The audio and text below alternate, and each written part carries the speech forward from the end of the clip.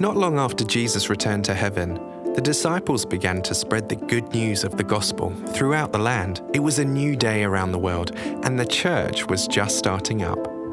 Not only did they talk about Jesus, but they also acted in his name and performed miracles. They saw the blind see, the lame walk. It was an amazing time. They were spreading the good news of Jesus, although not everyone thought it was good news, and some people made it their mission to stop them completely. There was one man in particular who thought this was all a very bad idea. Saul, the Pharisee, who was a big deal amongst the religious leaders, was working hard to get rid of all the followers of Jesus. He persecuted them by getting them thrown in jail, or even worse. It was a scary time. One day, Saul decided to go to Damascus to rid the city of any believers, send them to prison, and put off anyone thinking about following Jesus. He set out on horses with a few of his men, and whilst on his way, very suddenly, a light from heaven flashed around him. He fell to the ground and heard a voice say to him, "Saul, Saul, why do you persecute me?" "Who are you, Lord?" asked Saul. "It's me, Jesus, who you are persecuting. Now get up, go into Damascus, and you will be told what you must do."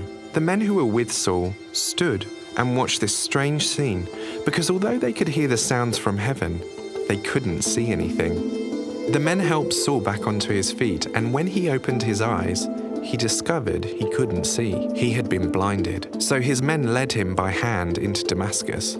For 3 days he was blind, and he didn't eat or drink anything.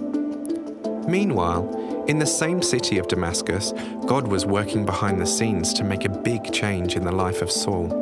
Ananias, a disciple of Jesus, had a vision from the Lord, who told him to go to the house of Judas on Straight Street and ask for a man named Saul and restore his sight to him.